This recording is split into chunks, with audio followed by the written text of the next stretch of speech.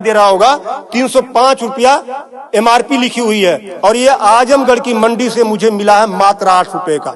कितना percent commission आप खा रहे हो? ये ऐसा क्यों है? इस पे भी चर्चा होती है। ये देखिए आईबी सेट है जिसके माध्यम से ग्लूकोज ब्लड वगैरह चढ़ता है शरीर में, इसे कहते हैं आईबी सेट। इस पे जो एमआरपी लिखी हुई है वो 198 और यहाँ आप देख सकते हैं 198 रुपए की ये आईबी सेट मुझे पड़ी है मात्र 12 रुपए की। फिक्स्टर वीगो सेट लगाने के बाद जो उस पर टेप लगाया जाता है यह मुझे पड़ी है 6 से 7 रुपए की और इस पे एमआरपी 71 रुपया 50 पैसा। यहां भी आप देख सकते हैं। मैं इसलिए आपके बीच आया हूं। इसी प्रकार से बहुत सारे हजारों 2-3 हजार दवाएं ऐसी हैं जो 100 रुपए की दवा है 3000 की बिकती है। बाइकिल धागा जब आपका ऑपरेशन होता है जिससे आपका सिला जाता है वह 150 रुपए का आता है, उसकी एमआरपी 1045 रुपया आप यहां देख सकते हैं। उसी प्रकार से लंग एक्सरसाइजर 150 रुपए का आता है जिसका प्रिंट रेट है 690 रुपया।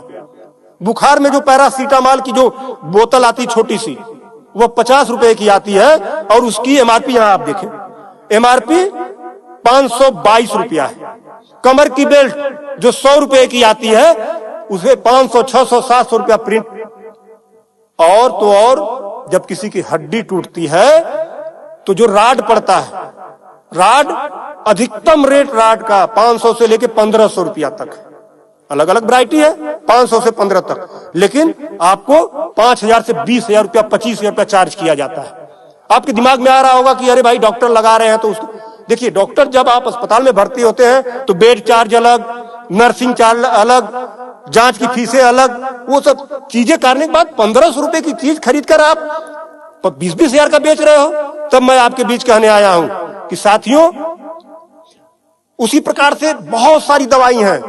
100 रुपए की दवा, एक दवा मैं देखा ला नहीं पाया उसको, 100 रुपए की दवा उसकी एमआरपी 2000 रुपया लिखी हुई थी।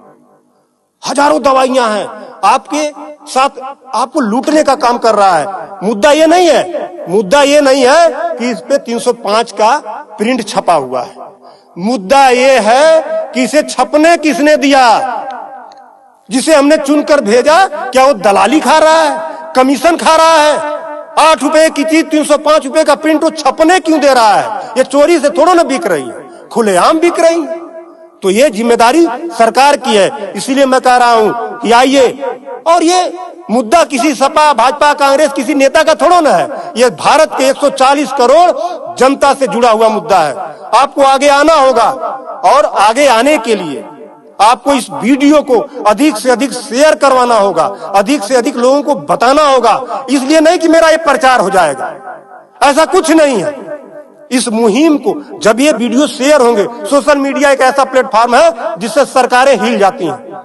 आज मैं इस चीज को लेकर आया हूं, यह जनता से जुड़ा हुआ मुद्दा है। जब आप मेरी इस बात को, जनता की इस आवाज को अपने इलेक्ट्रॉनिक गैजेट्स के माध्यम से आगे बढ़ाने का काम करेंगे, निश्चित रूप से सरकारें डरेंगी। और मैं तो कहता हूं सरकारों को जनता से डरना चाहिए, जनता को सरकारों से नहीं डरना चाहिए। तब मैं आपके बीच कहने आया हूं कि आइए मेरी इस मुहिम को आगे बढ़ाएं। कि बात 305 रुपए की नहीं है, बात उस गरीब की है, उस रिक्शा चालक की है जो दिन भर में 450 से लेकर 500 तक की मजदूरी पाता है। अगर उसकी तबीयत खराब हुई, वो बेहोश हो गया, उसके घर वाले किसी उसको अस्पताल लेकर जाते हैं तो 305 रुपया वो अस्पताल केवल वीगो का चार्ज कर लेगा, फिक्स्टर का 71 रुपया चार्ज कर लेगा और आईबी सेट का चार्ज कर लेगा। ये सब मिला के 600-700 रुपया हो गया। यानी उसकी 1.5 दिन की दिहाड़ी में अभी तो ग्लूकोज लगा ही नहीं, दवा कोई उसने खाया ही नहीं, बेड का चार्ज हमने बताया नहीं, अस्पताल का चार्ज हमने बताया नहीं। 1.5 दिन की दिहाड़ी उसकी केवल इस 3 आइटम से चली गई। आगे की दवा कहां से आएगी?